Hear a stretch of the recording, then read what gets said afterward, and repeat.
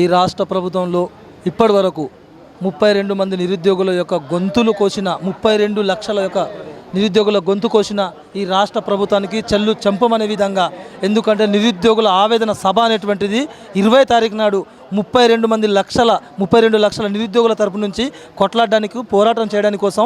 ఎందుకంటే మా పరిస్థితులు బాగులేకున్నా బుక్స్లు ముందు పెట్టుకొని పోరాటం చేసినాం. ఎందుకంటే ఈ రాష్ట్ర ప్రభుత్వం అనేటువంటి రేవంత్ రెడ్డి ప్రభుత్వం అనేటువంటి నిర్దాక్షిణంగా ఒక రౌడీ ఏ విధంగా ప్రవర్తిస్తాడో అంతకంటే దిగజారి ఇవాళ తెలంగాణ రాష్ట్ర యొక్క ఆత్మ గౌరవాన్ని దెబ్బతీసి ఆఖరికి తెలంగాణ రాష్ట్ర యొక్క మట్టిని కూడా అమ్ముకునే పరిస్థితికి తెలంగాణ రాష్ట్రాన్ని దిగజార్చిందంటే అందుకోసం 32 లక్షల మంది నిరుద్యోగులు ఏకతాటికి వచ్చి ఎలాగైనా సరే మా 2 లక్షల ఉద్యోగాలు కావచ్చు, లేకపోతే దిక్కుమాలిన జీవోలు రద్దు చేసేంత వరకు కలిసి పోరాడతాం. అవసరం అనుకుంటే మాకు మద్దతునిచ్చిన ప్రతి ఒక్కరికి మేము ముందుకెళ్ళి ఈ రాష్ట్ర ప్రభుత్వానికి గద్దె దింపే విధంగా మేము పోరాటం చేసి ముందుకెళ్తాం. జీవో నెంబర్ 4/29/107 రద్దు చేయాలి. రాష్ట్ర ప్రభుత్వం ఏదైతే ఎన్నికల ముందు నిరుద్యోగ సమస్యను పరిష్కరిస్తా అన్నదో సమస్యను పరిష్కరించాలి. ఏటా 2 లక్షల ఉద్యోగాలు వేస్తున్నది. 3 సంవత్సరాలు అయింది, ఇంతవరకు నిరుద్యోగ సమస్యను పరిష్కరించలేదు. అట్లాగే కాంగ్రెస్ పార్టీ అశోక్ నగర్ చౌరస్తాకు వచ్చి రాహుల్ గాంధీ, ప్రియాంక గాంధీ వచ్చి మేము అధికారంలోకి రాగానే నిరుద్యోగ సమస్యలను పరిష్కరిస్తామని అశోక్ నగర్ చౌరస్తాలో నిరుద్యోగ నాయకుల అందరు చేసి మాట్లాడారు. విద్యార్థులని నిరుద్యోగులందరితో మాట్లాడారు. కానీ అధికారంలోకి వచ్చి మాట తప్పింది కాంగ్రెస్ పార్టీ. అట్లాగనే కాంగ్రెస్ పార్టీ బీసీలకు 42% రిజర్వేషన్లు ఇస్తామని అమలు చేస్తామని చెప్పి స్థానిక సంస్థలు అమలు చేయకుండా 17.7% రిజర్వేషన్లు ఇచ్చి చేతులు దులుపుకుంది.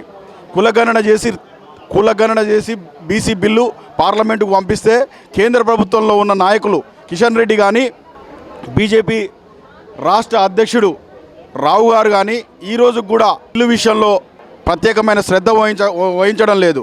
ఈ రాష్ట్రంలో వారందరికీ బీసీలు కూడా ఓట్లేశారు. అట్లా 42% రిజర్వేషన్లు బీసీలకు వస్తే బడ్జెట్లో 42% వస్తాయి, స్థానిక సంస్థల్లో 42% వస్తాయి, ఉద్యోగాలలో 42% వస్తాయి. ఇట్లా కాస్త నిరుద్యోగ సమస్య కూడా తగ్గిపోయేది.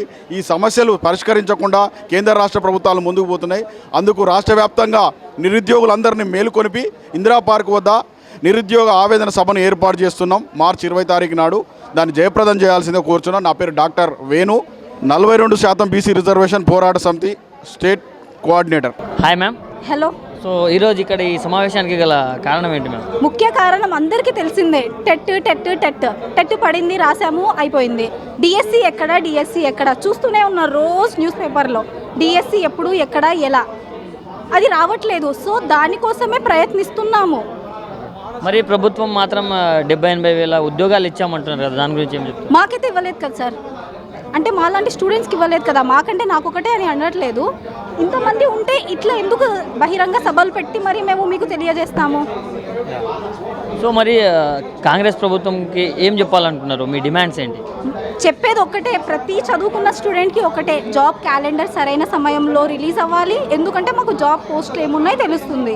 ఇంకొకటి ఏంటంటే డిఎస్సి కండక్ట్ చేయాలి. 2024లో కండక్ట్ చేశారు. ఇప్పుడు మధ్యలో ఎన్నిసార్లు ఇయర్కి 2 టైమ్స్ టెట్ రాస్తున్నాము. మళ్ళీ ఇప్పుడు డిఎస్సి కావాలి. మరి మీరు ఇప్పుడు ఇట్లా నిరసనలు చేస్తున్నారు కదా, మరి వచ్చేసారి ఏ ప్రభుత్వం వస్తుంది అనుకుంటున్నారు? ప్రభుత్వం ఎవరు ఎలా కాదు, ప్రభుత్వము పార్టీ నాకు అనవసరం లేదు. క్యాండిడేట్ అంటే ఇంతకు ముందు కూడా కేసీఆర్ గారు ఇంటికి ఉద్యోగం ఇస్తాం అని చెప్పి తప్పారు. అట్లా ఇంటర్వ్యూలు అట్లా జాబులు ఇస్తే ఇంత కష్టం ఎందుకు ఉంటుంది మాకు? ఇంటికి ఒక జాబ్ ఉన్నా మంచిగా ఉండలేమా? బతకగలుగుతాము. నార్మల్ ఫ్యామిలీలో 10,000కే సంపాదించి బతికేటోళ్ళు ఉన్నారు.